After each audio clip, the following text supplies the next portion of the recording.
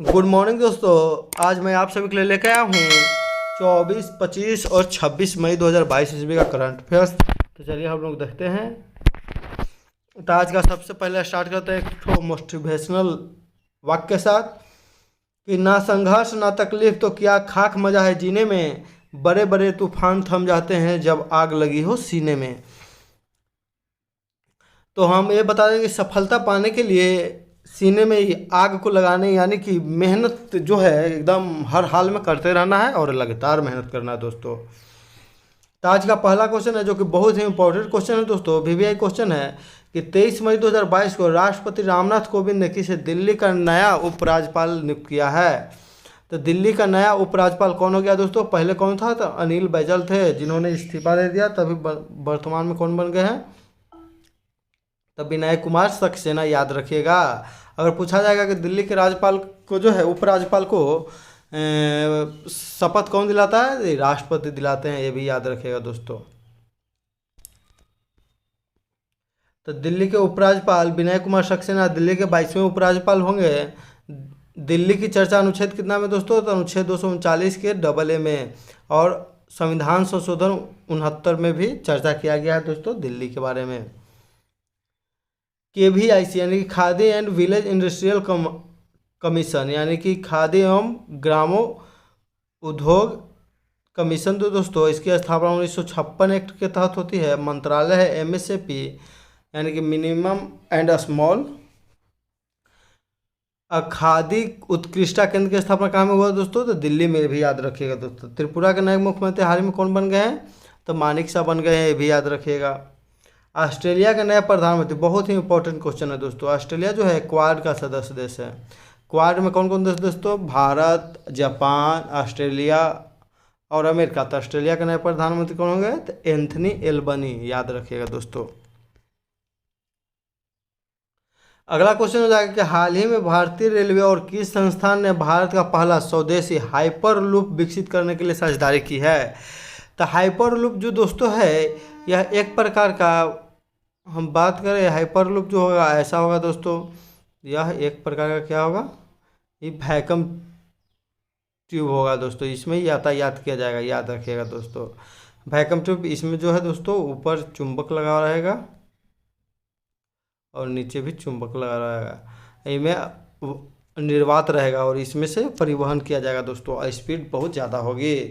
तो पहला स्वदेशी हाइपर लूप विकसित करने के लिए किसके साथ भारतीय रेलवे ने साझेदारी किया है दोस्तों? तो याद रखेगा IIT मद्रास, याद रखेगा दोस्तों IIT मद्रास। परिवहन का विकास का साधन भविष्य में कुछ होगा? हाइपर लूप होगा। यह किस सिद्धांत पर कार्य करता है? तो मैग्नेटिक लेविएशन, याद रखिएगा मैग्नेटिक लेविएशन। भारत का पहला स्वदेशी 3D प्रिंटेड घर कौन बनाया था? तो IIT मद्रास ने बनाया था। और भारत का पहला इलेक्ट्रिक व्हीकल चेयर नियोबोल्ट को किसने बनाया था? ये भी IIT मद्रास ने ही बनाया था दोस्तों। परम गंगा सुपर कंप्यूटर को IIT रुड़की में लगाया गया है और IIT रुड़की में ही किसान ऐप को लॉन्च किया है जो कि मौसम की भविष्यवाणी करेगा, बताएगा। परम शक्ति सुपर कंप्यूटर खड़गपुर दोस्तों, याद रखिएगा खड़गपुर जो है पश्चिम बंगाल में दोस्तों। तो परम गंगा हो जाएगा, तो गंगा कहाँ में है? तो रुड़की, रुड़की याद रखिएगा उत्तराखंड में है, इसलिए उत्तराखंड से गंगा निकलती है। परम शक्ति जो होगा खड़गपुर।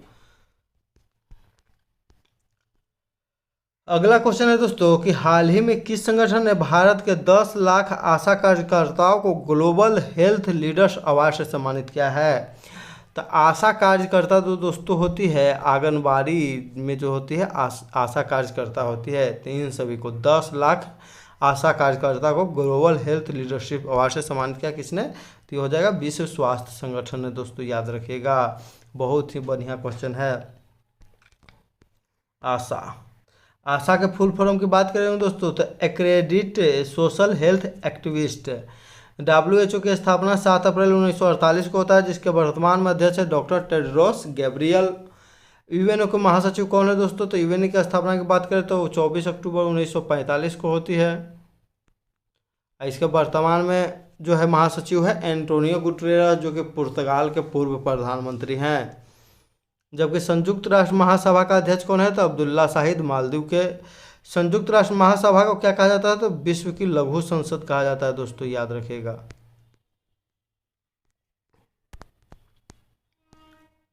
अगला क्वेश्चन हो जाएगा दोस्तों कि हाल ही में किस राज्य ने सार्वजनिक शिकायतों एवं निगरानी कार्यक्रमों और योजनाओं को निपटाने के लिए संभव पोर्टल लॉन्च किया है? तो संभव पोर्टल की बात करेंगे दोस्तों, संभव पोर्टल। तो संभव पोर्टल किस लिए लॉन्च किया गया है? तो राज्य के सार्वजनिक शिकायतों और निगरानी कार्यक्रमों को निपटाने के लिए दोस्तों। तो कौन लॉन्च किया है? तो ये उत्तर प्रदेश सरकार के द्वारा लॉन्च किया है, यानी कि योगी आदित्यनाथ हैं, तो संभव है, याद रखिएगा। तो संभव पोर्टल। हाल ही में योगी आदित्यनाथ ने स्कूल चलो अभियान भी उत्तर प्रदेश सरकार द्वारा श्रावस्ती से शुरू किया गया, याद रखेगा। महात्मा बुद्ध ने सर्वाधिक उपदेश कहाँ से दिया था? तो श्रावस्ती में दिया था। वर्ल्ड हैप्पीनेस इंडेक्स में भारत की रैंक कितना है दोस्तों? तो 136, जबकि पाकिस्तान भारत से भी ऊपर है, 124वां रैंक है। प्रेस फ्रीडम इंडेक्स दोस्तों, भारत की रैंक 150, याद रखेगा। पिछला साल 144 या 46 था, इस बार 150 और पीछे गया है। विश्व भुखमरी रिपोर्ट में भारत की रैंक तो 101 रुपया। किसी के यहाँ खाना पीना खाने जाते शादी ब्याह में तो 101 देते हैं ना दोस्तों, तो 101 याद रखेगा। विश्व खुशहाली दिवस 20 मार्च को मनाया जाता है, ये भी याद रखेगा। अगला क्वेश्चन हो जाएगा कि हाल ही में केंद्र सरकार ने अंतर्राज्यीय परिषद और इसकी अस्थायी समिति का पुनर्गठन किया है, तो इसकी अस्थायी समिति का अध्यक्ष कौन है? तो अंतर्राज्यीय परिषद के अस्थायी समिति के अध्यक्ष कौन होते हैं दोस्तों? तो इसके बारे में बात करेंगे। तो इसके अध्यक्ष जो होते हैं दोस्तों, याद रखिएगा, कौन होते हैं? तो गृह मंत्री होते हैं दोस्तों, याद रखिएगा, गृह मंत्री। तो वर्तमान में गृह मंत्री कौन है? तो अमित शाह दोस्तों। जबकि अंतर्राज्यीय परिषद के अध्यक्ष कौन होते हैं दोस्तों? तो प्राइम मिनिस्टर होते हैं, प्रधानमंत्री। केंद्र राज्य के संबंध के लिए सरकारी आयोग का गठन 1988 ईस्वी में किया गया था। बहुत ही इंपॉर्टेंट क्वेश्चन है दोस्तों। सरकारी आयोग की सिफारिश पर ही अंतर्राज्यीय परिषद का गठन किया गया, याद रखिएगा। अनुच्छेद 263 में अंतर्राज्यीय परिषद का चर्चा किया गया था, जिसका पहली बार गठन राष्ट्रपति के द्वारा 1990 में किया गया, याद रखिए। संविधान जब लागू हुआ उसी समय चर्चा था अनुच्छेद 263 में, लेकिन लागू कब हुआ? 1990 में, क्योंकि राज्य और केंद्र के बीच संबंध बनाना दोस्तों, याद रखेगा। तो शुरुआत में तो कांग्रेस का ही सरकार सभी जगह था, राज्य में भी केंद्र में भी, तो उतना दिक्कत नहीं था, लेकिन बाद में चलते चलते दिक्कत होने लगा। अंतर्राज्यीय परिषद का अध्यक्ष कौन होता है दोस्तों? तो प्रधानमंत्री। 8वां अंतर्राष्ट्रीय योग दिवस, योग दिवस कहाँ में 21 जून को मनाया जाता है दोस्तों? तो कर्नाटक के मैसूर में, याद रखिएगा दोस्तों, कर्नाटक के मैसूर में योग दिवस 21 जून को मनाया जाता है। भारत के बाहर पहला योग यूनिवर्सिटी स्वामी विवेकानंद योग यूनिवर्सिटी किस देश में है दोस्तों? तो यूएसए, लॉस एंजल्स में, याद रखिएगा। अगला क्वेश्चन हो जाएगा दोस्तों कि प्रतिवर्ष कछुआ दिवस कब मनाया जाता है? तो दुनिया में सबसे अधिक जीवित रहने वाला जो जंतु है दोस्तों, तो वह कछुआ प्राणी है। तो ये कब मनाया जाता है दोस्तों? तो 23 मई को मनाया जाता है, ये भी याद रखिएगा दोस्तों, 23 मई को मनाया जाता है कछुआ। लगभग 300 साल जीता है, 150 300। 23 मई 2000 को विश्व कछुआ दिवस की शुरुआत किया गया। दुनिया का सर्वाधिक उम्र का कछुआ जिसका हाल ही में मृत्यु हो गया, उसका क्या नाम था दोस्तों? तो याद रखिएगा, कछुआ का नाम था Jonathan. Olive Ridley turtle Orissa में पाया जाता है, भितरकनिका राष्ट्रीय उद्यान में, याद रखिएगा दोस्तों। नेशनल स्टार्टअप डे 16 जनवरी को।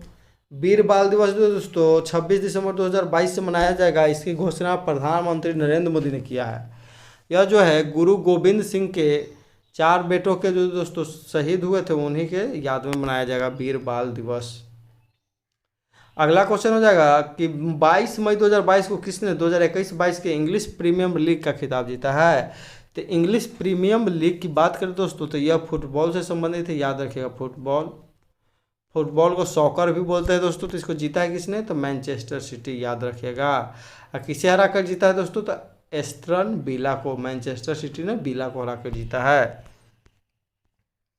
तो मैनचेस्टर सिटी ने एस्टन विला को हराकर 6ठी बार यह खिताब जीता। फुटबॉल का इटालियन ओपन का खिताब किसने जीता दोस्तों? तो इंटर मिलान ने जीता है, याद रखिएगा, इंटर मिलान। संतोष ट्रॉफी 2022 का खिताब किसने जीता? तो ये भी फुटबॉल से संबंधित, जो कि भारत में होता है, केरल ने जीता है दोस्तों। 130वां डूरंड कप 2021 एफसी गोवा ने मोहम्मडन स्पोर्टिंग को हराकर जीता था। आयोजन हुआ था कोलकाता में दोस्तों। फीफा विश्व कप 2022 का आयोजन किस देश में होगा दोस्तों? तो कतर। कतर की राजधानी है दोहा, वहीं पर होगा। इसका जो ऑफिशियल जो है प्रायोजक कौन बन गया है? तो बाइजू दोस्तों, याद रखिएगा। 2021 में सुनील छेत्री को मेजर ध्यानचंद खेल रत्न पुरस्कार मिला। तो एक फुटबॉलर खिलाड़ी हैं दोस्तों, इनको जो है ध्यानचंद मिला है इस बार। एक क्रिकेटर को भी मिला था ध्यानचंद खेल रत्न पुरस्कार, तो उनका नाम था मिताली राज, जो कि भारतीय महिला टीम के कैप्टन हैं। अगला क्वेश्चन हो जाएगा दोस्तों कि 23 मई 2022 को अमेरिका के राष्ट्रपति हिंद प्रशांत आर्थिक ढांचा की शुरुआत की। वर्तमान में इसमें कितने देश हैं? तो हिंद प्रशांत आर्थिक ढांचा यानी कि हिंद प्रशांत देशों जो हैं, आसपास के देशों को जो जहाँ के आर्थिक स्थिति को मजबूत करने के लिए अमेरिका के राष्ट्रपति के द्वारा शुरू किया गया है। इसमें वर्तमान में कितने सदस्य देश हो गए थे दोस्तों? तो ये हो जाएंगे 13। इसमें पहले से तो 4 गो क्वाड सदस्य है दोस्तों, और 9 गो और जुड़ गए हैं, याद रखिएगा। क्वाड शिखर सम्मेलन 2022 की बैठक टोक्यो जापान में चल रही है, याद रखिएगा दोस्तों। क्वाड में है भारत, जापान, अमेरिका, ऑस्ट्रेलिया। युद्ध अभ्यास का नाम क्या है? तो क्वाड देशों के द्वारा युद्ध अभ्यास को किया जाता है, उसका नाम है मालाबार, याद रखिएगा दोस्तों, मालाबार। जो क्वाड के गठन 2007 में हुई थी, जबकि 2021 में इसकी पहली बैठक अमेरिका में हुई थी। और यह बहुत बार क्वेश्चन पूछा गया दोस्तों कि अमेरिका के वाशिंगटन डीसी में इसका बैठक हुआ, तो क्वाड की पहली बैठक कहाँ हुई? वर्तमान में जापान के प्रधानमंत्री कौन है दोस्तों? तो फुमियो काशिदो, याद रखिएगा। नाटो में कितने सदस्य देश हो दोस्तों? 30। इसका मुख्यालय है ब्रुसेल्स, याद रखिएगा। 1949 में इसका स्थापना होता है। आईएमएफ दोस्तों अंतर्राष्ट्रीय मुद्रा कोष की सदस्य देश 190, अंतिम सदस्य 190वां अंडोरा दोस्तों। यूएनओ यानी कि संयुक्त राष्ट्र संघ 193 सदस्य देश है, अंतिम है दक्षिण सूडान। आसियान में 10 देशों की संख्या 10, जबकि यूरोपीय यूनियन में 27। इंग्लैंड इससे अलग हुआ है। मुख्यालय कहाँ है? तो ब्रुसेल्स दोस्तों, याद रखिएगा, बहुत ही इंपॉर्टेंट क्वेश्चन है। अगला क्वेश्चन हो जाएगा कि हाल ही में किस राज्य में माया पीट वाइपर नाम से एक नई जहरीली सांप की प्रजाति खोजी गई है? तो जिसने भी यह जहरीली सांप की प्रजाति खोजी गई है, उनके माता के नाम पर रखा गया। तो माया, देखिए माया पीट वाइपर। तो ये कहाँ में खोजा गया दोस्तों? तो याद रखिएगा मेघालय में।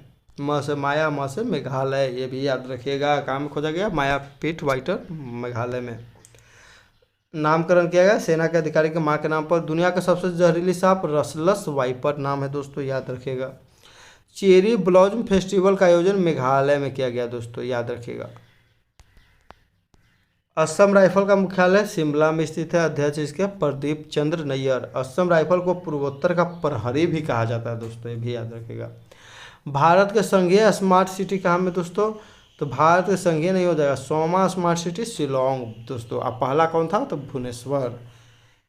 मेघों का घर किसे कहते हैं? मेघालय को कहते हैं। और दुनिया में सर्वाधिक वर्षा कहाँ होती है दोस्तों? तो मासेराम में होती है, ये भी मेघालय में ही स्थित है। इससे पहले होता था चेरापूंजी में दोस्तों। मेघालय के मुख्यमंत्री कौन है? तो कॉनरेड संगमा है, जो कि नेशनल पीपुल्स पार्टी एनपीपी, जो कि भारत का नवीनतम राष्ट्रीय पार्टी है, उसके नेता है दोस्तों। इसका चुनाव चिन्ह है किताब, याद रखिएगा। भारत में कुल कितने राष्ट्रीय पार्टी है दोस्तों? तो 8 राष्ट्रीय पार्टी है, भी याद रखिएगा, बहुत इंपॉर्टेंट क्वेश्चन है। अगला क्वेश्चन हो जाएगा दोस्तों कि 25 से 26 मई 2022 को किस राज्य या केंद्र शासित प्रदेश में लैवेंडर फेस्टिवल का आयोजन किया गया? तो लैवेंडर एक गुलाबी बैगनी फूल है दोस्तों, याद रखिएगा। तो उसका आयोजन कहाँ किया गया? तो वो होता है जम्मू कश्मीर में दोस्तों, याद रखिएगा दोस्तों, जम्मू कश्मीर सही आंसर होगा। लैवेंडर को जो हो तो बैगनी क्रांति भी कहते हैं इसे खेती को। यह अरोमा मिशन का हिस्सा है। अरोमा मिशन किस लिए? तो सुगंधित पुष्पों के उत्पादन के लिए चालू किया गया है दोस्तों। ट्यूलिप गार्डन कहाँ में स्थित है? तो जम्मू कश्मीर। सुरभि गार्डन है वो है दोस्तों, सुरभि गार्डन, जो कि एरोमेटिक गार्डन है। इसका स्थापना कहाँ में? तो उत्तराखंड में, ये भी याद रखिएगा। राजतरंगिणी पुस्तक के लेखक कलहन जो है, राजतरंगिणी का इतिहास जम्मू कश्मीर से संबंधित है। राजतरंगिणी का फारसी में अनुवाद जैनुल आबदीन के द्वारा किया गया था, जो कि जम्मू कश्मीर के जिन्हें अकबर भी कहा जाता है, कश्मीर का अकबर जैनुल आबदीन को कहा जाता है। जैनुल आबदीन ने ही राज तिलंगा का फारसी में अनुवाद किया। हेरात फेस्टिवल दोस्तों, महाशिवरात्रि जो मनाया जाता है जम्मू कश्मीर में, उसको हेरात फेस्टिवल कहा जाता है जम्मू कश्मीर में। धारा 370 का संबंध किस राज्य से था? तो जम्मू एंड कश्मीर से, जिससे हटा दिया गया 2019 में। जम्मू कश्मीर में वर्तमान में विधानसभा के क्षेत्र कितने हैं? तो हाल ही में परिसीमन आयोग का एक गठन किया गया, जिसके अध्यक्ष बनाए गए थे रंजन प्रकाश देसाई। उन्होंने वहाँ पर 90 विधानसभा क्षेत्र के गठन की बात कही है दोस्तों। तो ये बहुत ही इंपॉर्टेंट क्वेश्चन हो जाता है। जम्मू कश्मीर में कितना हो जाएगा? तो 90। सतर्क ऐप, जन निगरानी और प्रूफ, ये तीनों ऐप जो है जम्मू कश्मीर के द्वारा लॉन्च किया गया। जहाँ के उपराज्यपाल कौन है? तो मनोज सिन्हा है। बहुत ही इंपॉर्टेंट क्वेश्चन है दोस्तों। एन एरा ऑफ डार्कनेस पुस्तक, यह हाल ही एग्जाम में पूछा गया। एसएससी के एग्जाम में कौन पुस्तक के लेखक है? तो शशि थरूर दोस्तों, याद रखिएगा। धर्म, जाति, लिंग, जन्मस्थान के तहत किसी पर भेदभाव नहीं किया जाएगा, तो अनुच्छेद 15 में कहा गया।